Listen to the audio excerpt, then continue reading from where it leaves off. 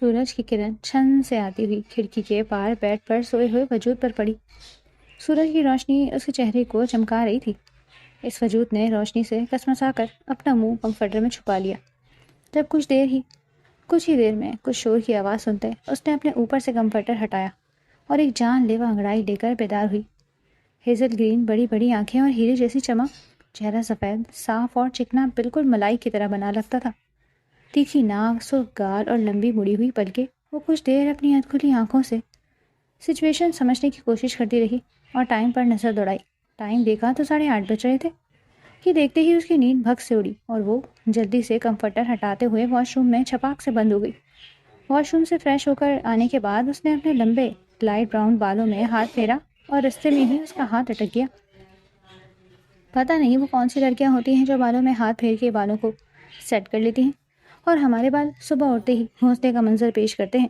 اس نے جھلائی ہوئی آواز میں کہہ کر برش کو اٹھایا اور کنگھی کرنے لگی۔ وہ آئینے کے سامنے کھڑی اپنی تیاری دیکھ رہی تھی۔ شارٹ فراک کے ساتھ جینز اور پونی ٹیل میں وہ بہت کیوٹ لگ رہی تھی۔ اب وہ نیچے جانے کے لیے تیار تھی، اتنے میں ہی اماں اسے آواز دیتی ہوئی اندر داخل ہوئی۔ اینی بیٹا، میں کب سے تمہیں جاگنے کے لیے کہہ رہی ہوں لیکن تم اٹھی نہیں۔ وہ بڑبڑاتی ہوئی داخل ہوئی۔ اور ہماری پیاری ہے اماں، ہم بس آنے ہی والی تھی، اینی نے ان کے گلے کا ہار بنتے ہوئے کہا، اور دونوں سیڑھیاں اترتے ہوئے لاؤنج میں داخل ہوئی، جہاں ڈائننگ ٹیبل پہ بھرپور رونق لگی ہوئی تھی۔ یہ افندی ہاؤس کا منظر تھا، جہاں کریم افندی اپنی زوجہ سرینا افندی کے ساتھ رہتے تھے، جن کے 2 بیٹے اور 1 بیٹی تھی۔ سب سے بڑے عادل افندی ہیں، جن کی شادی ان کے خالہ زاد راحت افندی سے ہوئی۔ ان کے بعد آتے ہی عدیل افندی، جن کی شادی راحت افندی کی چھوٹی بہن فرحت افندی سے ہوئی، اور سب سے آخر میں آتی ہیں لیلا افندی۔ سب سے بڑے عادل افندی کے 2 بیٹے اور 1 بیٹی ہے۔ سب سے بڑا ہادی، پھر حدید اور ہانیہ۔ ان سے چھوٹے عدیل صاحب کے 2 بیٹے اور 2 بیٹیاں ہیں، علی اور کبیر جڑواں۔ اس کے بعد ماہرہ اور اس سے چھوٹی مشال۔ سب سے آخر میں آتی ہے لیلا افندی، ان کی ایک ہی بیٹی ہے اینی۔ لیلا افندی نے اپنی مرضی سے یونیورسٹی کے لڑکے احمد شاہ سے میرج کی، جس کی وجہ سے ان کے گھر والے ان سے کافی عرصہ ناراض رہے، کیونکہ وہ گھر کی لاڈلی تھی، اس لیے انہیں معاف کر دیا گیا۔ لیکن لیلا کے سسرال میں انہیں کافی مشکلات کا سامنا کرنا پڑا، کیونکہ لیلا کے سسرال میں کافی لوگ لیلا کو پسند نہیں کرتے تھے۔ لیلا کی ایک ہی بیٹی تھی اینی۔ شادی کے 9 سال بعد ایک سازش کے طور پر ایک کار حادثے میں لیلا کا انتقال ہو گیا۔ وہ خوش قسمتی سے اینی بچ گئی، جس کا اس کے ددیال والوں کو نہیں پتا، اور اینی کے ننیال والوں نے اینی کو چھپا کر بیرون ملک اعلیٰ تعلیم کے لیے بھیج دیا۔ اینی ہر سال اپنے ننیال کا چکر لگاتی ہے۔ اس سال وہ اپنی تعلیم کو مکمل کرنے اپنے ننیال آ گئی، کیونکہ اس کے نانا کی طبیعت خراب ہے۔ السلام علیکم ایوری ون، کیسے ہیں آپ سب؟ اینی نے لاؤنج میں داخل ہوتے ہوئے کہا، اور آتے ہی کریم صاحب کے گلے لگی۔ آئے ہائے لڑکی، یہ کوئی وقت ہے اٹھنے کا؟ طبیعت تو ٹھیک ہے تمہاری؟ زرینہ بی نے اسے ڈپٹتے ہوئے کہا۔ ہم بالکل ٹھیک ہیں، ہماری زہرا جبی، اینی نے زرینہ بی کا گال چومتے ہوئے کہا، اور اپنی کرسی پر بیٹھ گئی۔ اینی کو دیکھتے ہی ہادی کے ماتھے پر بل پڑے۔ اڑ گئی نیند کی شدائی؟ علی نے کرسی کھینچ کر اس پر بیٹھتے ہوئے کہا۔ ہاں، جیسے تم تو شادی کے وقت کے اٹھے ہوتے ہو نا، اینی نے حساب برابر کرتے ہوئے کہا۔ مجھے بھوکے مارنے کا ارادہ تھا آج تمہارا میس نہیں، علی نے دھاتی دیتے ہوئے کہا۔ تم تو ہو ہی سزا کے بھکڑ، اینی نے فوراً حساب بباک کرتے ہوئے کہا۔ کیوں ماہرہ؟ بالکل صحیح کہا ماہرہ نے فوراً جواب علی کے منہ سے پر مارتے ہوئے کہا، جس سے وہ اپنا سا منہ لے کر رہ گیا۔ موسم سرما اپنے عروج پر تھا، دن کا آغاز شروع ہو چکا تھا۔ ایسے میں سفید سنگ مرمر کے پتھر سے بنی حکت اور حویلی شان سے جگمگا رہی تھی۔ اس حویلی کی ساکھ کچھ اس طرح تھی، دائیں طرف کی دیواروں پر شیشے لگے ہوئے تھے، زمین پر مختلف قسم کے مہنگے پتھر آراستہ تھے۔ یوں کہا جائے کہ یہ حویلی کم اور سفید محل زیادہ لگتا ہے تو کچھ غلط نہ ہوگا۔ یہ سفید حویلی اپنے اندر ہزاروں راز دفن کیے ایک شان سے پرچمان ہے۔ اونچے قد آور مرکزی گیٹ پہ 5-6 مسلح افراد کھڑے تھے۔ دفتن ہارن کی آواز پر پھرتی سے گیٹ کھولے جانے لگے۔ دروازے کے دونوں پٹ کھلتے ہیں۔ ایک ہائی رولکس اندر داخل ہوئی۔ عقب کے کھلے حصے میں 4 مسلح افراد گاڑی کے رکتے ہی پھرتی سے نیچے اترے۔ گاڑی کا اگلا دروازہ کھلا اور ایک 28 سالہ شخص اپنا کوٹ درست کرتے باہر نکلا۔ گوری رنگت پر پرکشش چہرہ، 2 انچ کی گھنی داڑھی جدید طرز سے بنی ہوئی، ہلکی مونچھیں جو اس پر بہت سوٹ کر رہی تھی، براؤن بال، جدید طرز سے بنا ہوا ہیئر سٹائل اور پرکشش ڈمپل جو اس کو سب سے منفرد بناتا تھا۔ اس کو دیکھتے ہی کسی ہالی ووڈ کے ہیرو کا گمان ہوتا۔ یہ کل کا آیا بچہ ارمان شاہ کے سامنے کھڑا ہوگا، ذرا پتہ تو لگاؤ۔ بخش یہ کس کے بلبوتے پر اتنی ہواؤں میں اڑ رہا ہے؟ اس کے سنہری ماتھے پر سلوٹوں کا جال تھا، اس کی بھاری آواز میں غصہ پناہ تھا۔ لگتا ہے آج کی میٹنگ اچھی نہیں رہی، بخش نے سوچا۔ وہ تیز قدم چلتا ہوا اندر کی جانب بڑھ گیا۔ حال میں قدم رکھتے ہی اس کی نگاہ سامنے کھڑی تیار ہانیہ، ثانیہ، اریبہ اور علیشہ پر پڑی۔ کہاں کی تیاری ہے گڑیا؟ اس نے ثانیہ کو گلے لگاتے ہوئے پوچھا۔ بھائی آج ہماری یونیورسٹی میں فنکشن ہے اور ارہم ہمیں چھوڑنے جا رہا ہے، ثانیہ نے سلیقے سے جواب دیا۔ اتنی دیر میں ارہم سیڑھیاں اترتا ہوا دکھائی دیا۔ واٹس اپ برو؟ ارہم نے اسٹائل سے پوچھا۔ بہنوں کو دھیان سے چھوڑ کر اور ارمان نے اس کی بات پر غور کیے بغیر کہا۔ اس کی بات سنتے ہی تینوں لڑکیوں کو ہنسی چھوٹ گئی۔ کیا بھائی میری بات کی کوئی ویلیو ہی نہیں؟ ارہم نے منہ بسورتے ہوئے کہا۔ ہو تو تم تھالی کے بیگن ہی نا، اریبہ نے چٹکلا چھوڑا اور پھر سب کی ہنسی چھوٹ گئی۔ اور تم کیا ہو بھوتنی؟ ارہم نے حساب برابر کیا۔ اس سے پہلے کہ جنگ کا آغاز شروع ہوتا ارمان نے ارہم کو وارن کیا کہ جاؤ انہیں چھوڑ کر آؤ۔ ارہم سنتے ہیں ان تینوں کو چھوڑنے چلا گیا۔ ان کے جاتے ہی ارمان محمد شاہ اور روبینہ شاہ کے کمرے میں داخل ہوا۔ السلام علیکم، اس نے کمرے میں داخل ہوتے ہوئے کہا۔ وعلیکم السلام، محمد شاہ نے اخبار کو طے کر کے میز پر رکھتے ہوئے کہا۔ السلام علیکم دادی سائیں۔ وعلیکم السلام، روبینہ نے اس کے چہرے پر چومتے ہوئے کہا۔ کیسی رہی تمہاری آج کی میٹنگ؟ احمد شاہ نے پوچھتے ہوئے کہا۔ پروجیکٹ کا کیا بنا؟ ایسا کبھی ہوا ہے کہ کوئی پروجیکٹ ارمان شاہ کو نہ ملا ہو؟ یہ پروجیکٹ بھی مجھے ہی ملا، اللہ کے فضل سے اور آپ کی دعاؤں سے۔ شاباش میرے پوتے، اس کامیابی کی خوشی میں روبینہ بیگم ایک اچھے سے کھانے کا اہتمام کرواؤ۔ جی ضرور شاہ سائیں، روبینہ بیگم یہ کہتے ہوئے باہر کو لپکی۔ کچھ دیر بعد اس سے باتیں کرنے کے بعد وہ سیڑھیاں چڑھتے ہوئے اپنے کمرے میں داخل ہوا، جہاں دیواروں پر چاروں طرف اس کی زندگی کی نوید تھی۔ ایک تصویر کو پکڑ کے اس نے غور سے دیکھا اور پھر اس کو چوم کر اپنے سینے سے لگا لیا۔ کہاں ہو تم؟ کہاں ڈھونڈوں میں تمہیں؟ مجھے پتا ہے تم میرے آس پاس ہو، لیکن کہاں؟ سب سمجھتے ہیں تم مر گئی، لیکن میں جانتا ہوں تمہیں کچھ نہیں ہوا، کیونکہ میری دھڑکنیں ابھی تک چل رہی ہیں، جو اس بات کا ثبوت ہے کہ تم میرے آس پاس ہو، کیونکہ تم اس دل میں بستی ہو۔ ہمارے درمیان کوئی ایسا رشتہ نہیں جو آسانی سے بھلایا جا سکے۔ تم میری ہر آتی جاتی سانس کی ضمانت ہو، پھر کیوں ہمارے درمیان فاصلے ہیں؟ مجھے یقین ہے کہ ہم اس آزمائش میں ضرور کامیاب ہوں گے۔ میں بہت جلد تمہیں ڈھونڈ نکالوں گا۔ وہ تصویر کو سینے سے لگاتے ہوئے بیڈ پر ڈھہ گیا۔ یہ تھا شاہ حویلی کا منظر، جہاں محمد شاہ اپنی بیگم روبینہ شاہ کے ساتھ کروفر سے رہ رہے تھے۔ ان کے 3 بیٹے اور 1 بیٹی تھی۔ سب سے بڑے ہیں سلطان شاہ، جن کی بیوی سلیمہ بیگم تھی۔ اس سے چھوٹے مراد شاہ، جن کی بیوی سلمہ بیگم تھی۔ اس کے بعد باری آ جاتی ہے بلقیس شاہ کی، جن کی شادی ان کے تائرراج سبحان سے ہوئی، اور آخر پہ آتے ہیں احمد شاہ، جن کی شادی لیلا افندی سے ہوئی۔ سلطان شاہ کے 2 بچے تھے، ایک اویس اور اریبہ۔ مراد شاہ کے 3 بچے تھے، سب سے بڑا ارمان، پھر ارہم اور پھر آتی ہے ثانیہ۔ بلقیس بیگم کی صرف ایک ہی بیٹی ہے علیشہ، اور احمد صاحب کی بھی ایک ہی بیٹی ہے عینشہ۔ مسٹر ہینڈسم، آپ نے اپنی دوائیاں لیں کہ نہیں؟ اینی نے کریم صاحب سے لاڈ سے پوچھا۔ ارے کہاں مجال ہے جو تمہیں دیکھے بغیر ان کا ایک لقمہ بھی اندر جائے، زرینہ افندی نے تپے ہوئے لہجے میں کہا۔ Mister handsome, that's not fair. اگر آپ نے دوائیوں کے معاملے میں اس طرح کا برتاؤ کیا تو پھر ہم واپس چلے جائیں گے، اینی نے مصنوعی ناراضگی سے کہا۔ بیٹا ایسے کیوں کہہ رہی ہو؟ کریم صاحب نے دہلتے ہوئے کہا۔ تم آ گئی ہو، تمہارا انتظار تھا، اب کھاتا ہوں نا۔ کریم صاحب نے فوری طور پر عمل کیا، مبادہ کہیں وہ سچ میں ناراض نہ ہو جائے۔ ان کی پھرتی دیکھ کر سب کی ہنسی چھوٹ گئی۔ وہ اس کا کہا کیسے ٹالتے، اسی میں تو جان بستی تھی ان کی۔ ویری گڈ، اسی طرح ہمارا ہر کہا مانتے جائیں، اور کل سے ہم واک پر جایا کریں گے، کیونکہ اب صحت پر نو سمجھوتا۔ اینی نے فٹافٹ اپنے اگلے لاہے عمل سے انہیں آگاہ کیا۔ انہیں پھر دیکھیے گا پہلے کی طرح آپ کیسے جوان ہوتے، کیونکہ جوانی پھر نہیں آنی۔ علی نے بیچ میں شوشہ چھوڑا، اور یہ پڑا علی کو گردن پر ہتھڑ دادی کی طرف سے۔ واللہ دادی، آپ نے تو میری گردن تن سے جدا کر دی۔ علی نے اپنی 2 نمبر ایکٹنگ چالو کی۔ ایک تو ساری ہی ہدایت میرے خاندان میں پیدا ہو گئے، دادی کو اس کی باتیں ایک آنکھ نہ بھائیں۔ نوکنگ کی آواز پر ارمان کی آنکھ کھلی۔ ٹائم دیکھا تو دوپہر کے 3 بج رہے تھے۔ تمہارے ساتھ بتائے ہوئے وقت کا پتہ ہی نہیں چلتا، ارمان نے تصویر کو محبت بھری نظروں سے دیکھتے ہوئے کہا، اور تصویر کو سائڈ پر رکھ کر آنے والے کو اندر آنے کی اجازت دی۔ یس کم ان۔ بخش اجازت ملتے ہی اندر داخل ہوا۔ کہو بخش، ارمان نے آنے کی وجہ دریافت کی۔ باس 1 گھنٹے میں ترک ڈیلیگیشن سے آپ کی میٹنگ ہے۔ اس لڑکے کا کیا بنا؟ ارمان نے صبح والے لڑکے کے بعد دریافت کیا۔ باس، لڑکے کا نام سائم درانی ہے، درانی انڈسٹریز کے مالک جواد درانی کا بیٹا، اسی کے بلبوتے پہ اڑ رہا ہے۔ بخش نے اپنی بات مکمل کرتے ہوئے کہا، ابھی تک صرف یہی معلوم ہوا ہے باس۔ 25 منٹ؟ صرف 25 منٹ ہے تمہارے پاس؟ بخش، 25 منٹ کے اندر اندر میرے آفس پہنچتے تک اس کا کمپلیٹ بایو ڈیٹا میری ٹیبل پر موجود ہو، ارمان نے وارننگ دیتے لہجے میں کہا اور اٹھ کر ڈریسنگ روم کی جانب پڑ گیا۔ بخش نے جان کی خلاصی ہونے پر شکر ادا کیا، آخر اس کے باس کے آگے ٹکنا کسی عام بندے کی بس کی بات جو نہیں تھی۔ یونیورسٹی میں ہر طرف رنگ و بو کا سیلاب آیا تھا، جیسے کہیں ڈیک سسٹم ارینج کیا ہوا تھا تو کہیں کوئی گانے کی پریکٹس کر رہا تھا۔ یونیورسٹی کے کوریڈور کو بہت ہی رنگ برنگی کمکموں سے سجایا گیا تھا۔ ہر ڈپارٹمنٹ کے باہر مختلف قسم کے بینرز لگے ہوئے تھے۔ یونی کے گراؤنڈ میں بھی بہت رش تھا، ہر کوئی اپنی تیاریوں میں مصروف تھا۔ جگہ جگہ لڑکے اور لڑکیوں کی ٹولیاں کھڑی تھیں۔ لڑکیوں کی تو سجدش ہی نرالی تھی اور لڑکے بھی کچھ کم نہیں لگ رہے تھے، ہر کوئی ایک سے بڑھ کر ایک لگ رہا تھا۔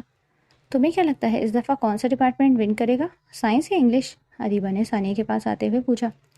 مجھے لگتا ہے سائنس ڈپارٹمنٹ، کیونکہ پچھلی دفعہ بھی وہی جیتے تھے، کیونکہ ان کے پاس اچھے کمپٹیٹرز ہیں، ثانیہ نے اپنے خیال کا اظہار کیا۔ یہ علیشہ کہاں ہے؟ ادیبہ نے پوچھا۔ جب ہم آئے تھے تب تو وہ ساتھ ہی تھی، ثانیہ نے جواب دیا۔ اب کافی دیر سے اسے دیکھا نہیں۔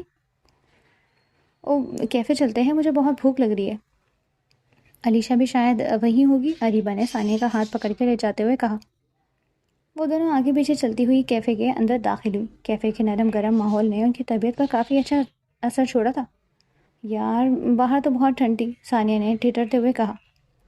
یار کھانوں کی اتنی اچھی خوشبو سے میری بھوک اور بھڑک اٹھی ہے، ادیبہ نے کہا۔ انہوں نے زنگر فرائز اور کوک لی اور آ کے ایک خالی جگہ پر بیٹھ گئی۔ وہ دونوں کھانے میں مشغول تھیں جب ادیبہ کی نظر ارحم پر پڑی۔ یہ لڑکا کن ہواؤں میں ہے، اس کو تو میں ابھی بتاتی ہوں۔ ارحم جو کہ لڑکیوں کے بیچ بیٹھ کر ہنسی مذاق کر رہا تھا، ادیبہ کو ایک آنکھ نہ بھایا۔ ادیبہ نے کہتے ہوئے جھٹ سے فون نکال کر اس کی دھڑا دھڑ تصویریں لے لی۔ اب یہ میں ارمان بھائی کو دکھاؤں گی۔ ثانیہ نے ایک پل کو اس کی طرف دیکھا اور کہا، تم کیوں جیلس ہو رہی ہو؟ میں اور جیلس؟ وہ بھی اس گھوچو سے؟ کبھی نہیں، ادیبہ نے جھٹ انکار کیا۔ وہ الگ بات ہے کہ اس کا منہ پورا سرخ ہوا پڑا تھا اور وہ دانت کچکچاتے ہوئے ارحم کو دیکھ رہی تھی۔ ادیبہ اپنے اندر کی فیلنگ سے خود بھی انجان تھی۔ اس کو لڑکیوں کے ساتھ دیکھ کر مجھے برا کیوں لگ رہا ہے، ادیبہ نے دل میں سوچا اور سر جھٹکتے ہوئے کھانے میں مشغول ہو گئی۔ ارے اینی تم کہاں جا رہی ہو؟ راحت بیگم نے اینی کو باہر جاتے دیکھ پوچھا۔ مامی جان آپ کو تو پتہ ہی ہے، ینگ جنریشن یونیورسٹی گئی ہوگی اور گھر ہم بور ہو رہے تھے تو سوچا کہ کیوں نہ اپنی فیوریٹ جگہ پہ چلے جائیں، اینی معصوم صورت بنا کر کہا۔ اینی بیٹے آپ کو پتہ ہے نا بابا جان اگر آپ کو تھوڑی دیر گھر میں نہ دیکھیں تو پریشان ہو جاتے ہیں، راحت بیگم نے کریم صاحب کی طرف اشارہ کرتے ہوئے کہا۔ مامی جان ہم نے پوری طرح سے تسلی کر لی ہے، مسٹر ہینڈسم اس وقت سو رہے ہیں اور میں تھوڑی دیر کے لیے ہوں گی اور یوں آئی، اینی نے آنکھ مارتے ہوئے کہا، اور 9:11 ہو گئی۔ اف ہے لڑکی بھی نہ، راحت بیگم سر پیٹتی رہ گئی۔ ارے اینی تم کہاں جا رہی ہو؟ راحت بیگم نے اینی کو باہر جاتے دیکھ پوچھا۔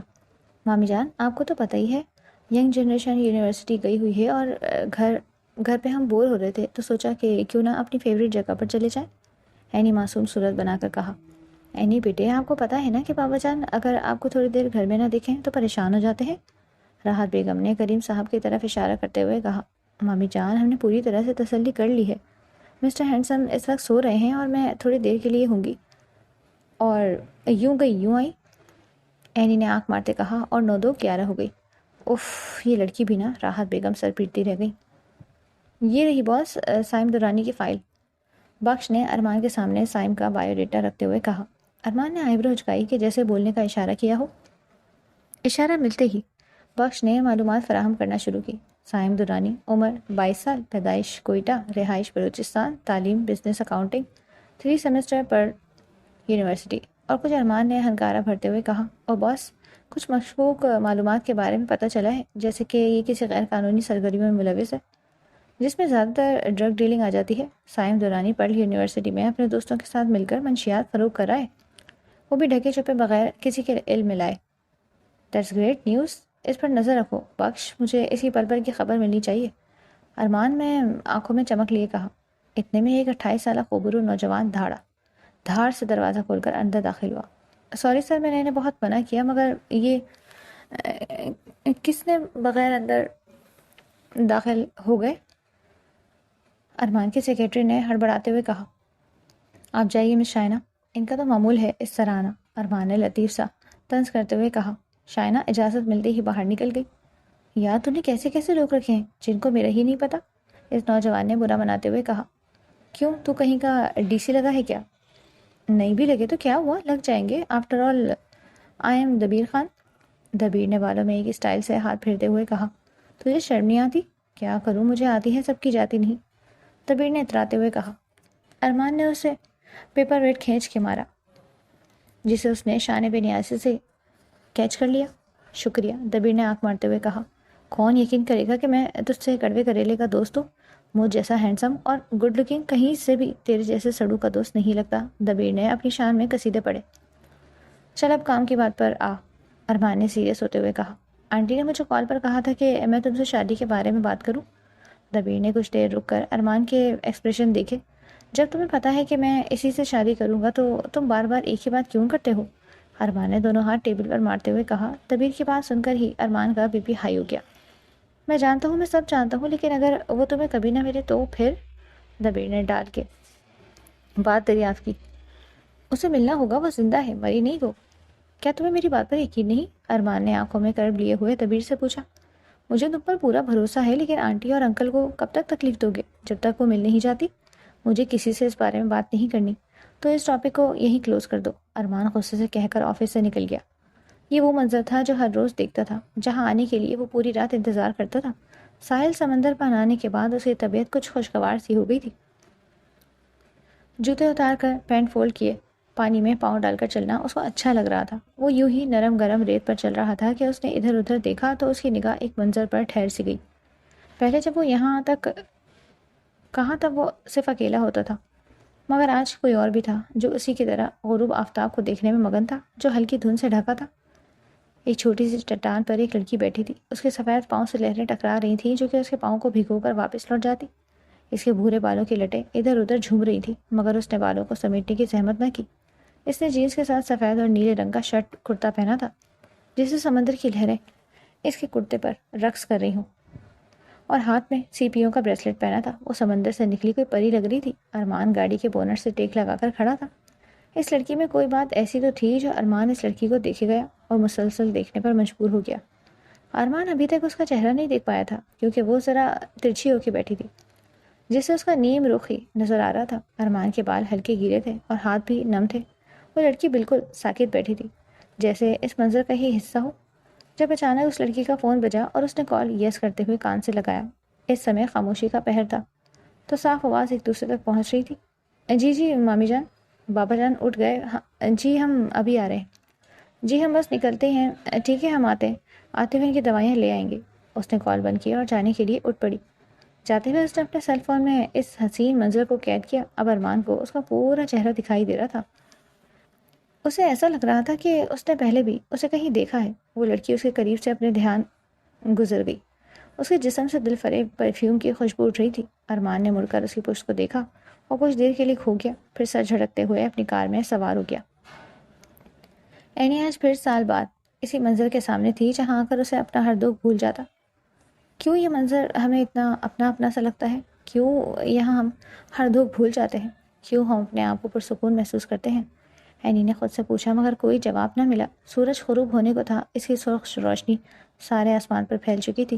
سمندر پر سورج کی کرنیں بہت اچھا رنگ چھوڑ رہی تھیں۔ دھند کے باعث بہت ٹھنڈ ہو رہی تھی، جس کی وجہ سے اینی کی ناک لال ہو گئی۔ اس منظر کو دیکھتے ہی جیسے اینی کی روح تر و تازہ ہو گئی تھی۔ وہ نہ جانے کب تک یہیں بیٹھی رہتی۔ جب اس کا فون بجا اور مامی جان، میں اسے نانو کے اٹھنے اور واپس آنے کے بعد دریافت کیا اور واپسی پر آتے ہوئے دوائیاں لے کے آنے کی ہدایت دی۔ اینی جانے کے لیے اٹھ کھڑی۔ جاتے ہوئے اس کی نظر ایک خوبصورت نوجوان پر پڑی، مگر وہ اگنور کر کے چلی گئی۔ جب وہ میڈیسن لے کر کلینک سے نکلی تو اس کا زوردار تصادم ہوا۔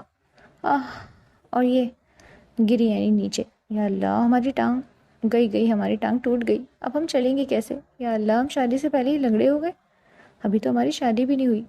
محترمہ، ارمان جو دیکھتے ہی اسے پہچان گیا تھا، اس کی یوں واویلا کرنے پر اسے مخاطب کیا۔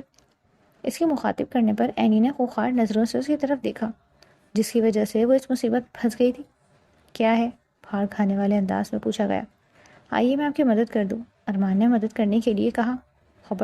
خبردار جو اگر آپ نے ہمیں ہاتھ بھی لگایا تو۔ آپ کی وجہ سے ہم اس حال کو پہنچے ہیں، اینی نے روتے ہوئے کہا۔ اپنے آپ کو ہم کہہ کر مخاطب کرنے سے جہاں ارمان کو کسی کی یاد آئی تھی، وہیں اس کی آنکھوں میں آنسو دیکھ کر ایک پل کو ٹھٹکا۔ یہ چہرہ اس چہرے سے بہت مشابہت رکھتا تھا، پر فرق تھا، لیکن کہاں آنکھیں، ہاں آنکھیں مختلف تھیں۔ اینی نے اٹھنے کی کوشش کی لیکن درد سے کرا کر پھر بیٹھ گئی۔ ارمان ایک پل کو اس کی آنکھوں میں کھو سا گیا تھا، مگر اس کے چیخنے پر ہوش میں آیا اور جھٹکے سے اسے اپنے بازوؤں میں اٹھایا اور اپنی کار کے بونٹ پہ جا کر بٹھا دیا۔ اینی جو رونے میں مگن تھی، اپنا رونا بھول کر منہ کھول کر اسے دیکھنے لگی۔ منہ بند کر لے، مکھی چلی جائے گی۔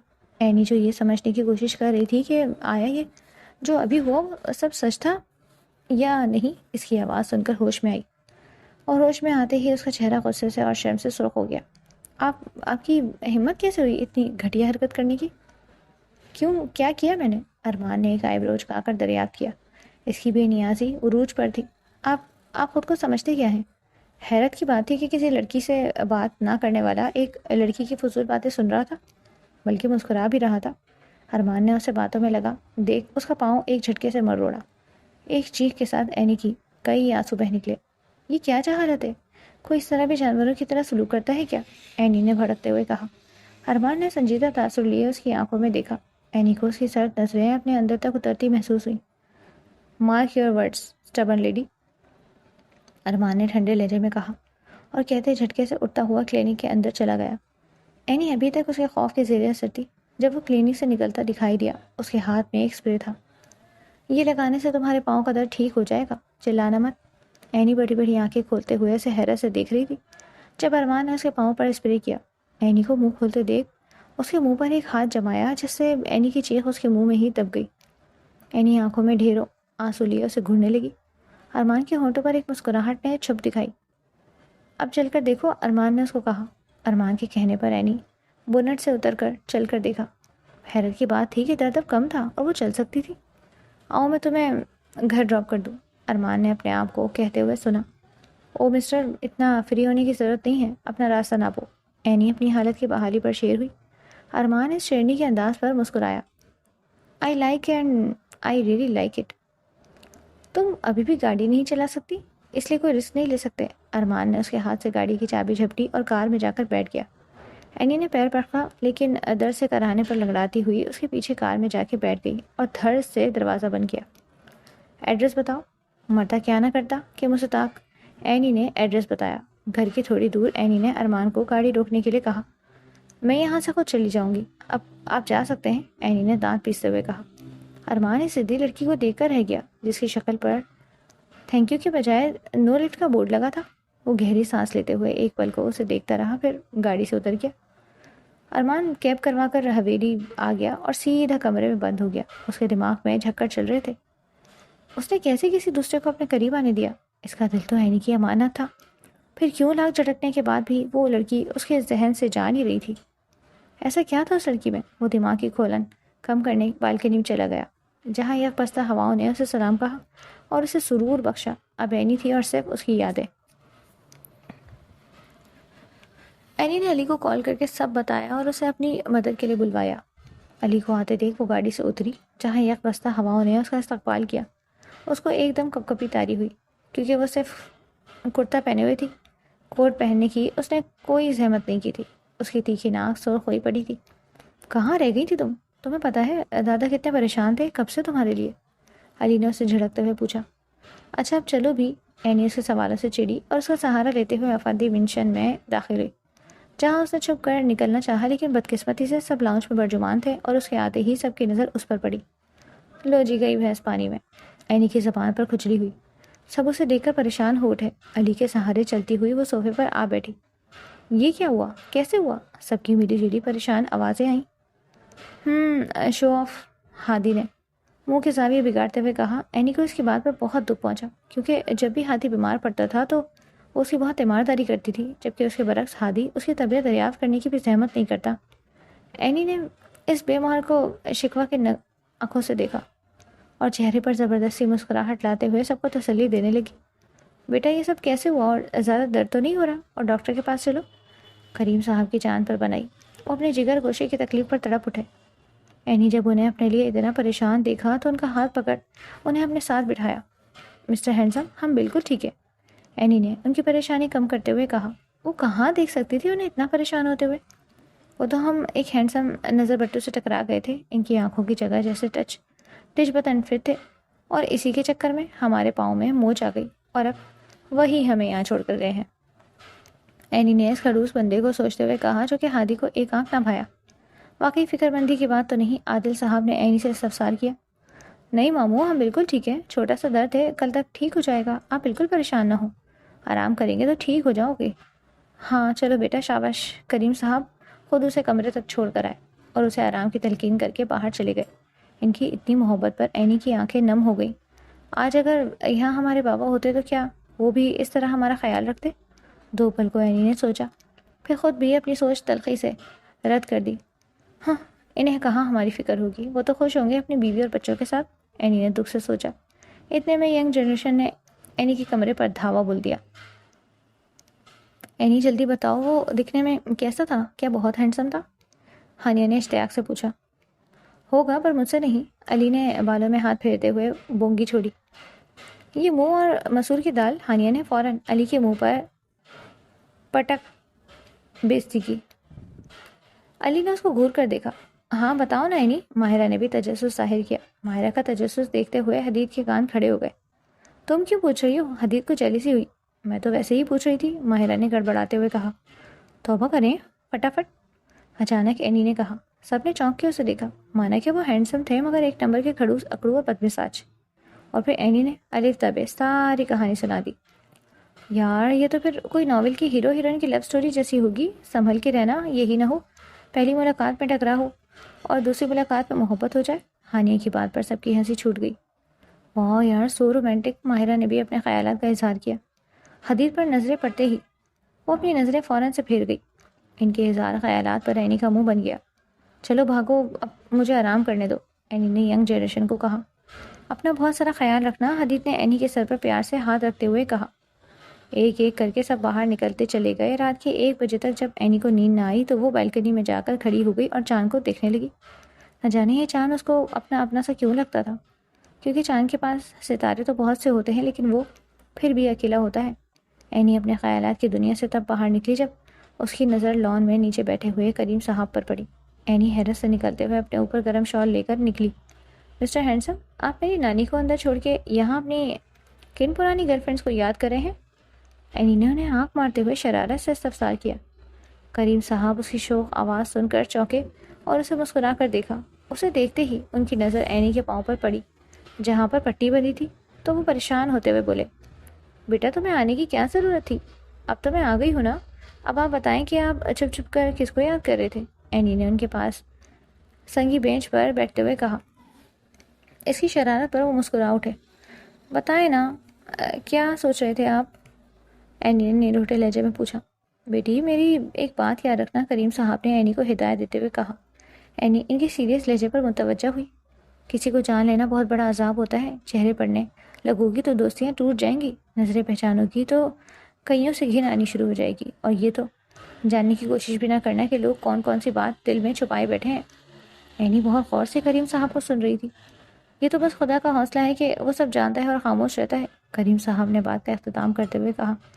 نانو آپ کتنی گہری باتیں کرتی ہیں نا، اینی نے معصومانہ لہجے میں کہا۔ کریم صاحب کو آپ نے اس معصوم پوتی پر جی بھر کر پیار آیا۔ اچھا اب چلو، بہت رات ہو گئی ہے، چل کر سو۔ وہ دونوں اپنے کمرے کی جانب بڑھ گئے۔ 5 فٹ 2 انچ میری اسائنمنٹ بنا دو پلیز، ارحم نے شروع میں روبدار آواز اور بعد میں چاپلوسانہ انداز میں اپنی پٹاخہ کزن کو کہا۔ تم نے 5 فٹ 2 انچ کیسے کہا؟ اریبہ نے بھڑکتے ہوئے کہا۔ یار پلیز بنا دینا ریپو۔ اریبہ نے اسے غصے سے دیکھا اور ایک سوچ آتے ہی اس کی آنکھیں شرارت سے چمکی۔ ایک شرط پہ۔ کون سی شرط؟ ارحم نے آئی برو اچکا کر غصے سے دیکھا۔ تمہیں مجھے ثانیہ اور علیشہ کو آئس کریم کھلانے لے کے جانا ہوگا، اریبہ نے شوق ہوتے ہوئے کہا۔ کبھی نہیں، ارحم نے فوراً انکار کیا۔ سوچ لو ورنہ میں تمہاری یہ تصویر ارمان بھائی کو دکھا دوں گی۔ اریبہ نے ارحم کو کیفے میں لی گئی تصویر دکھائی۔ یہ تمہارے پاس کہاں سے؟ جب تم لڑکیوں سے گپے مارنے میں مصروف تھے فوراً ڈیلیٹ کرو اسے، ارحم نے بھڑکتے ہوئے کہا۔ پہلے آئس کریم پھر ڈیلیٹ۔ ایک ہاتھ دو، ایک ہاتھ لو، اریبہ نے اپنا مطالبہ کیا۔ ارحم نے کوفت سے اپنی اس پٹاخہ کزن کو دیکھا اور پھر انہیں اپنے پیچھے آنے کا کہہ کر چلا گیا۔ اریبہ خوش ہوتے ہوئے باقیوں کو ہلانے چل دی۔ کچھ دن بعد اینی کا پاؤں مکمل طور پر ٹھیک ہو چکا تھا اور وہ یونی جانے کے لیے تیار تھی، لیکن یونی جانے سے ایک دن پہلے وہ سب شاپنگ پہ آئے تھے۔ اینی نے اپنے لیے شارٹ کرتے اور لانگ کوٹس لیے اور کچھ لائٹ جولری۔ لڑکیوں کی شاپنگ ختم ہونے پر ہی نہیں آ رہی تھی۔ ان کے پیچھے بیگ اٹھا کر چلتے علی اور حدید تھک چکے تھے۔ یار بس کر دو، اب کیا پورا مال خریدنا ہے؟ بھوک کی وجہ سے میرے پیٹ میں چوہے ناچ رہے ہیں۔ اب خدا کا واسطہ کچھ تو رحم کرو اور چل کر کچھ کھا لو، ورنہ میں یہیں بیٹھ کر دھرنا دینا شروع کر دوں گا، علی نے مال کے بیچ میں بیٹھ کر کہا۔ علی کے اس ڈرامے پر پاس کے کافی لوگ متوجہ ہو کر ہنسنے لگے۔ لڑکیوں نے اس کی اس حرکت پر سر پیٹنا، باقی کی شاپنگ کا ارادہ کسی اور دن پر ڈال کر وہ سب فوڈ کورٹ کی جانب چل پڑے۔ ٹھنڈ کی شدت بڑھتی جا رہی تھی۔ سردی کا خیال کرتے ہوئے انہوں نے اپنے لیے کافی اور پیزا آرڈر کیا۔ انہوں نے آج کافی اچھا دن گزارا تھا۔ کھانا کھا کر وہ فوڈ کورٹ سے باہر نکلے، جبکہ اینی کال آنے کی وجہ سے کال کی طرف متوجہ ہو گئی۔ فون سے فارغ ہو کر دیکھا تو وہ سب جا چکے تھے۔ وہ بھی جلدی جلدی فوڈ کورٹ کا دروازہ کھول کر باہر نکلی اور باہر نکلتے ہی اس کا زوردار تصادم ہوا۔ اینی نے غضبناک تاثر لیے سامنے والے کو دیکھا۔ تم؟ حیرت سے اینی کچھ بول نہ پائی۔ باہر نکلتے ہی اینی کا زوردار تصادم ہوا۔ اینی نے غضبناک تاثر لیے سامنے والے کو دیکھا۔ تم؟ ارمان کو دیکھ کے حیرت سے اینی کچھ بول نہ پائی۔ اینی اپنی لال ہوئی ناک پکڑ کر کراہی۔ اینی کی آنکھیں درد کی شدت سے لبالب پانیوں سے بھر گئی تھی۔ اندھے ہو کیا؟ نظر نہیں آ رہا؟ آنکھوں کی جگہ ٹچ بٹن فٹ ہیں کیا؟ اتنی بڑی انسان نہیں نظر آئی تمہیں؟ گھسے چلے آ رہے ہو، بس گھسے چلے آ رہے ہو۔ ہماری ناک توڑ دی۔ ارمان ہوکو کی طرح اس کا منہ دیکھے گیا جب اچانک اس کی نظر اینی کی آنکھوں میں پڑی اور جیسے وقت تھم گیا۔ ہوا ساکت ہوئی، آوازیں آنا بند ہو گئیں۔ وہ تو بس یکٹک اس کی آنکھوں میں دیکھ رہا تھا۔ ارمان کو کس بات کا اثر نہ ہوتا؟ اسٹیچو بنا دیکھ اینی نے غصے سے دانت کچکچائے اور اس کے پاس سے گزرنے لگی۔ اس کے منظر سے ہٹنے سے ارمان ہوش کی دنیا میں آیا۔ ہوش میں آتے ہی اس نے فوراً اینی کا بازو دبوچا اور ایک سنسان کونے میں لے جا کر کھڑا کر دیا۔ تمہاری آنکھیں، تم نے آنکھوں کو کیا کیا ہے؟ ارمان نے غصے سے لب بھینچتے ہوئے کہا۔ اینی نئی افتاد پر بھونچکا رہ گئی۔ آپ کی جرت کیسے ہوئی ہمیں ہاتھ لگانے کی؟ اینی غصے سے بھڑکی۔ میں نے کہا تم نے اپنی آنکھوں کو کیا کیا ہے؟ ارمان غصے سے دھاڑا۔ اس کی دھاڑ سے اینی کے کان سن ہو گئے۔ جب اینی کو اپنے بازو میں سلاخوں جیسی انگلیاں دھنستی ہوئی محسوس ہوئیں، درد سے اینی کے آنسو بہہ نکلے۔ جب ارمان نے اس کو ایک دفعہ پھر جھنجھوڑا۔ جواب دو۔ اینی نے سوالیہ نظروں سے ارمان کو دیکھا، جیسے اس کو سوال سمجھنے کی کوشش کر رہی ہو۔ اس دن جب تم اسے ٹکرائی تھی تو تمہاری آنکھوں کا رنگ مختلف تھا۔ جب مختلف ہے، آج مختلف ہے؟ ارمان نے اس کی مشکل آسان کی۔ اس دن میں نے لینس لگائے تھے، یہ میری آنکھوں کا اصل رنگ ہے۔ اینی نے درد سے جان چھڑانے کے لیے ہکلائے ہوئے بول گئی۔ وہ بولتے ہوئے یہ بھول گئی تھی کہ اس کے نانا نے اسے اس چیز سے منع کیا تھا۔ یہ سنتے ہی ارمان کی آنکھیں ایک پل کو چمکی، ایسی چمک جو کسی شکار کو دیکھ کے شکاری کی آنکھ میں آتی ہے۔ ارمان نے جھک کر اینی کو گلے سے لگایا۔ اینی اس بے باکی پر ششدر رہ گئی جب ارمان نے اس کے کان میں ہولے سے سرگوشی کی۔ یو آر مائن، بڑا پرتبش لہجہ تھا۔ اینی کو اپنے کان کی لو جھلستی ہوئی محسوس ہوئی۔ ہوش میں آتے ہی اینی نے ارمان کو زور سے دھکا دیا۔ مجالے جو ارمان، ایک انچ بھی ہلاؤ۔ اینی کے اس عمل پر ارمان کی آنکھیں سرد ہو گئیں۔ یہ پہلی اور آخری دفعہ تھا جو تم نے مجھے خود سے دور کرنے کی کوشش کی۔ آئندہ ایسے کرنے کی کوشش کی تو ہاتھ توڑ دوں گا۔ اینی مسلسل اپنے آپ کو آزاد کرانے کی کوشش میں تھی۔ ارمان کو اینی کا سرخ چہرہ دنیا کے حسین منظر میں صرف ایک منظر لگا۔ تم صرف میری ہو، صرف میری، ارمان نے اینی کا چہرہ دونوں ہاتھوں میں تھامتے ہوئے جذب سے کہا اور اس کی حالت سے لطف اٹھاتا ہوا ذرا پیچھے ہو کر کھڑا ہوا۔ یہ کیا بدتمیزی ہے؟ ہمیں جانے دے ورنہ ہم یہاں سب کو اکٹھا کر لیں گے، اینی نے اس کو دھمکاتے ہوئے کہا۔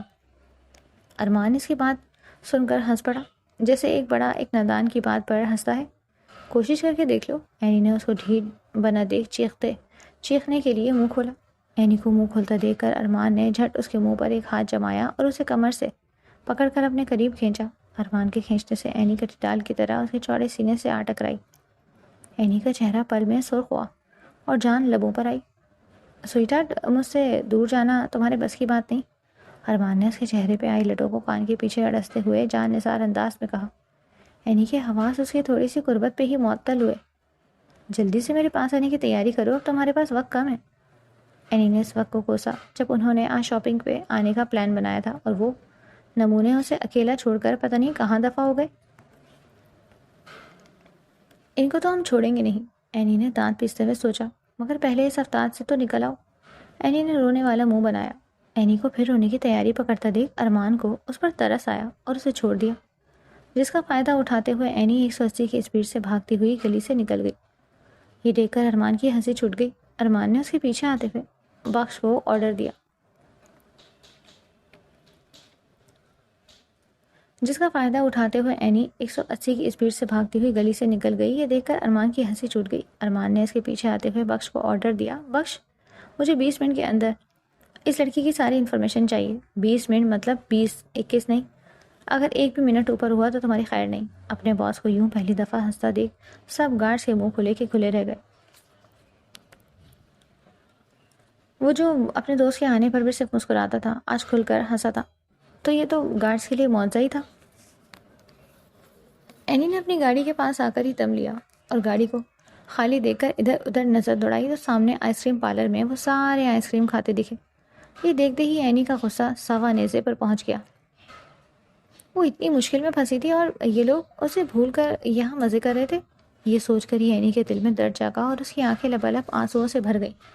اس نے کیب کروائی اور گھر کے لیے نکل پڑی۔ اس کا سر درد سے پھٹا جا رہا تھا۔ وہی خیالوں میں کھوئی رہتی جب اس نے حیرت سے باہر گزرتے منظر کو دیکھا اور اچانک گاڑی رک پائی۔ وہ ایک اوپن ایریا ریسٹورنٹ تھا۔ اس نے اپنے شک کو غلط ثابت کرنے کے لیے ذرا نزدیک جا کر دیکھا، مگر آگے جا کر اس کے بدترین خدشات سچ ثابت ہوتے نظر آئے۔ وہاں ہادی ایک لڑکی کے ہاتھوں میں ہاتھ ڈالے بڑے پیار بھری نظروں سے اسے دیکھ رہا تھا۔ اینی نے ایک بار نہیں 100 بار اپنی آنکھوں کو ملا اور اس منظر کو جھٹلانا چاہا، مگر اس کی آنکھوں کی دھن اسے یہ منظر جھٹلانے سے منع کری تھی۔ کوئی دور کھڑا آرام سے بھی بتا سکتا تھا کہ ان دونوں کے بیچ رومانوی گفتگو ہو رہی ہے، اور وہ دونوں کتنے بے تکلف ہیں۔ اینی لڑکھڑا کر نیچے گری۔ ایک طرفہ محبت کی تھی، گرنا تو تھا ہی۔ ایک طرفہ محبت کرنے والے یوں ہی تیورا کر منہ کے بل گرتے ہیں۔ اتنے سالوں سے جس کو دل کے تخت پر ترجمان دیکھا تھا وہ آج کسی اور کی ہم نوائی میں بیٹھا تھا۔ وہ تو اس کا تھا ہی نہیں، تو کیا وہ ایک شراب کے پیچھے بھاگ رہی تھی؟ اس کا دل آج کی ٹکڑوں میں بٹا تھا، اس کو سمیٹنا مشکل ہو رہا تھا۔ وہ لڑکھڑا کر اٹھی اور اپنی ٹوٹی ذات کی کرچیاں لے کر کیب میں روانہ ہو گئی۔ اسے نہیں پتہ چلا وہ کب گھر پہنچی اور کب کمرے میں آ کر بیڈ پر لیٹ کر پھوٹ پھوٹ کر رو دی۔ کیا اس کی قسمت میں کوئی خوشی نہیں لکھی تھی؟ کیا وہ اتنی بدقسمت تھی؟ کیا لکھا تھا اس کی قسمت میں؟ یہ تو وقت نہیں بتانا تھا، اور وقت تو سب سے بڑا مرہم ہوتا ہے۔ اینی نے آج ہادی سے دو ٹوک بات کرنے کی ٹھان لی تھی۔ ارمان ادھر سے ادھر اضطراب کسی کیفیت میں چکر کاٹ رہا تھا۔ اسے کسی طور چین نہیں آ رہا تھا۔ اس کی بےتاب نظریں گھڑی کی سوئیوں کی ٹک ٹک پہ تھی۔ 19 منٹ ہو چکے تھے، بس 1 منٹ باقی تھا۔ بخش ابھی تک نہیں آیا تھا۔ اس کی بے چینی ہر ایک عضو سے واقع ہو رہی تھی۔ 20 منٹ ہوتے ہی دروازہ کھلا اور بخش اندر آیا۔ اس کا سانس پھولا ہوا تھا۔ یہ رہی باس فائل، جیسا آپ سمجھ رہے تھے وہی ہوا۔ اینی میڈم ہی آپ کی ڈال ہے۔ ارمان نے بے صبری سے فائل پکڑی اور تیز تیز اس پر نظریں دوڑانے لگا۔ آخری سطر پر نظر پڑتے ہی وہ اپنی ریوالونگ چیئر پر بیٹھ گیا اور سر ڈیسک پر ٹکا لیا۔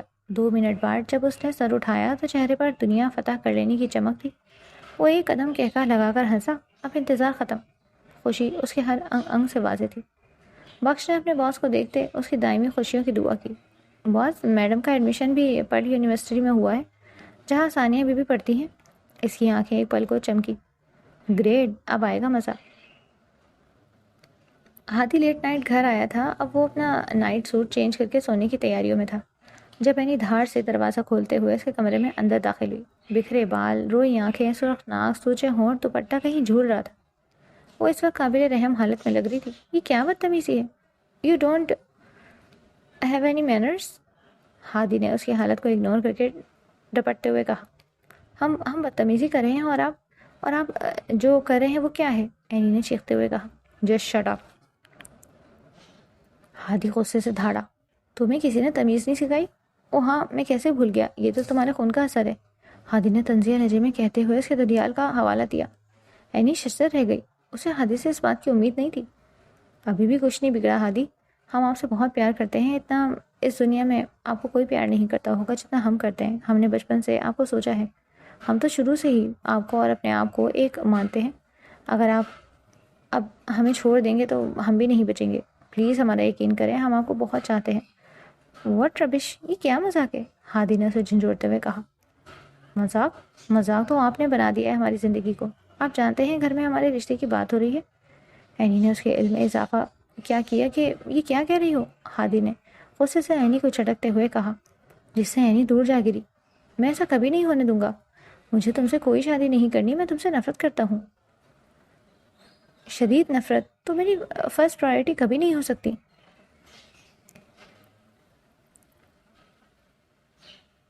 اگر تم دنیا کی آخری لڑکی بھی ہوتی تو تم میری آخری پرائرٹی بھی نہیں ہوتی. ہادی غصے سے پاگل ہو اٹھا. اینی پھپک پھپک کر رو دی. ہادی, ہم آپ سے سچا پیار کرتے ہیں, ہمارا یقین کیجیے. اینی نے اپنے ہاتھ اپنی عزت نفس مجروح کی, مگر اس ستمگر کو رحم نہ آیا. To hell with your trust, Hadi نے دھارتے ہوئے کہا. مجھے زہر سے بھی بدتر لگتی ہیں وہ لڑکیاں جو اپنی محبت کا اظہار اپنے منہ سے کرتی ہیں. تم جیسی بے حیا لڑکی کی میری زندگی میں کوئی جگہ نہیں. اگر تم مجھ سے بھیک میں بھی محبت مانگتی تو میں کبھی تمہیں بھیک میں بھی اپنی محبت نہ دیتا. ہادی نے اس کی رہی صحیح عزت کی بھی دھجیاں اڑا دی. اینی کچھ بولنے کے قابل نہ رہی. اب اٹھو اور دفع ہو جاؤ یہاں سے.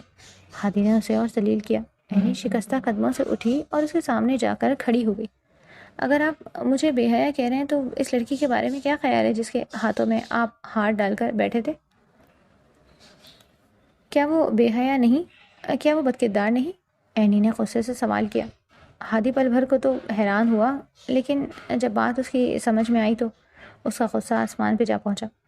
تمہاری جرأت کیسے ہوئی اس کو اپنے آپ سے ملانے کی؟ ہادی کا ہاتھ اٹھا, جبکہ اینی نے ڈرتے ہوئے اپنا منہ دونوں ہاتھوں میں چھپا لیا اور پھپک پھپک کر رو دی. جب کچھ سیکنڈ تک کچھ نہ ہوا تو اینی نے اپنے چہرے سے دونوں ہاتھ اٹھائے اور اپنے آگے ڈھال بنے شخص کو دیکھا. ہادی کا اٹھا ہوا ہاتھ اس شخص نے بیچ میں ہی روک لیا. یہ وہ آخری شخص تھا جس کے اس ٹائم اینی نے آنے کی امید نہیں کی تھی. اینی کا دل کیا زمین پھٹے اور وہ اس میں سما جائے. ہادی ششدر رہ گیا. کون آیا ہوگا اس وقت؟ اینی نے کس کے آنے کی امید نہیں کی تھی؟ ہادی کیوں حیران پریشان ہو اٹھا؟